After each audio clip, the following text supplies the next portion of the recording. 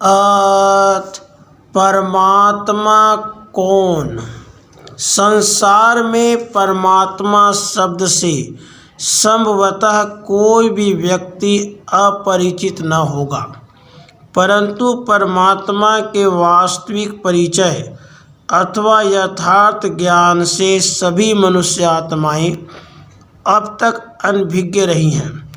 प्रत्येक मनुष्य अपने शारीरिक पिता के नाम, रूप और कर्तव्य आदि को जानता है। नगरवासी अपने महापौर का बोध रखते हैं। सभी प्रांतवासी अपने राज्य के राज्यपाल से अवगत होते हैं तथा सभी देशवासी भी अपने देश के राष्ट्रपति को जानते हैं। इसी प्रकार सारे विश्व के विश्व अधिकारी का अस्तित्व भी अनिवार्य है, परंतु क्या इस विश्व में रहने वाले सभी मनुष्य आत्माओं को उस विश्व अधिकारी परम पिता परमात्मा का ज्ञान है? आश्चर्य की बात है, जीवात्माएं अपने सभी लौकिक एवं विनाशी संबंधों को भली भांति जानती हैं, परंतु अपने परलौकिक अविनाशी परम पिता परमात्मा को पूर्णतया भूल चुकी है। इसी अज्ञान व सर्वात्माओं का संबंध अथवा योग ठीक प्रकार परमात्मा से न जुटा रहने के कारण वे अपनी ईश्वरीय जन्म सिद्ध अधिकार, संपूर्ण पवित्रता, सुख, शांति एवं शक्ति से वंचित रही है, क्योंकि ज्ञान बिना प्राप्ति नहीं हो सकती, अपितु जन्म जन्मांतर वेद, पुराण तथा शास्त्र आदि का पठन पाठन एवं मनन चिंतन तथा जप तप, तीर्थ, यज्ञ, हवन, संध्या, दान तथा पुण्य करते हुए भी दिन प्रतिदिन दुखी, अशांत तथा पतित ही बनती गई है। जिस प्रकार एक बल्ब का मेल अथवा योग यथार्थ रीति से बिजली घर से न होने के कारण उसमें कदाचित भी प्रकाश एवं शक्ति का संचार नहीं हो सकता, आज तक जो भी ऋषि मुनि संत सन्यासी भक्त और धर्म संस्थापक आदि होकर गए हैं, उन्होंने परमात्मा के गुणों की अपार महिमा की है, फिर भी परमात्मा कौन है, इसका संतोषजनक एवं सत्य ज्ञान प्राप्त न कर सके, जो कि अब तक भी सबके लिए गुह्य पहेली बनी हुई है। यदि जनसाधारण से यह पूछा जाए कि परमात्मा कौन है, तो उत्तर में ही सुनने को मिलेगा कि वह एक शक्ति है। वास्तव में शक्ति तो परमात्मा का गुण है, और गुण के होते गुण को धारण करने वाले गुणी का अस्तित्व न हो, यह कैसे संभव हो सकता है।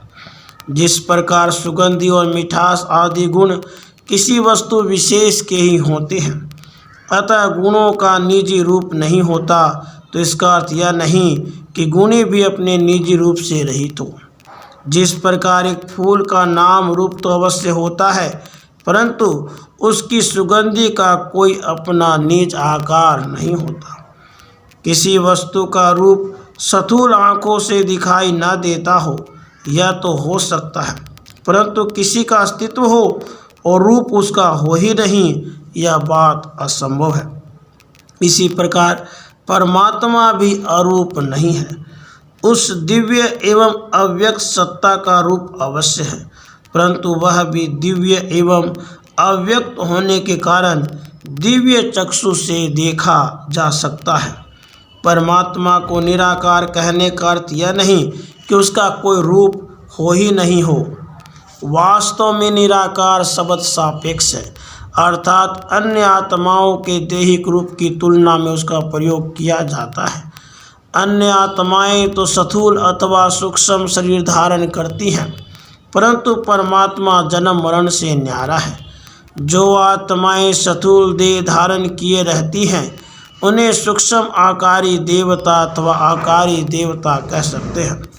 परम आत्मा का अपना न कोई साकारी शरीर है और न ही कोई सूक्ष्म अथवा आकारी शरीर है, इसलिए उसको निराकार कहा जाता है।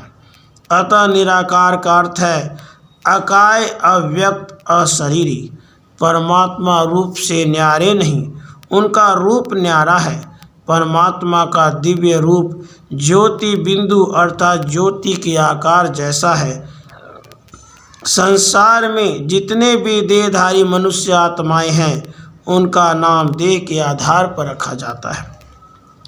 वर्तमान देह धारण करने पर अर्थात वर्तमान जन्म लेने पर उनका जो नाम रखा गया था, अगले जन्म में उनका प्रायः वह नाम नहीं होगा, बल्कि ब्राह्मण, माता पिता या कोई महात्मा उनका कोई दूसरा नाम रख देते हैं। इस प्रकार देह बदलने के साथ साथ मनुष्य आत्माओं का नाम भी बदलता रहता है। स्पष्ट है कि सभी मनुष्यों का भी नाम विनाशी है एवं देह पे आधारित है, परंतु परमात्मा तो वह शरीरी है और पुनर्जन्म मरण के चक्कर में नहीं आते, तो उनका नाम भी अविनाशी, अपरिवर्तनीय और दिव्य है। इस कारण यह कहना यथार्थ है कि परमात्मा नाम से न्यारा है। हाँ, यह कहा जा सकता है कि परमात्मा का नाम न्यारा है। वह दिव्य नाम है शिव। शिव का अर्थ है कल्याणकारी, बीज रूप और बिंदु, क्योंकि परमात्मा सारी सृष्टि का सद्गति दाता है, इसलिए वह कल्याणकारी है। जिस प्रकार बीज किसी वृक्ष का रचयिता होता है, उसी प्रकार परमात्मा शिव भी सृष्टि रूपी वृक्ष का निमित्त कारण है। क्योंकि परमात्मा का रूप ज्योति बिंदु समान है, इससे स्पष्ट है कि शिव नाम उसका बिल्कुल यथार्थ है। राधे कृष्ण, राधे कृष्ण।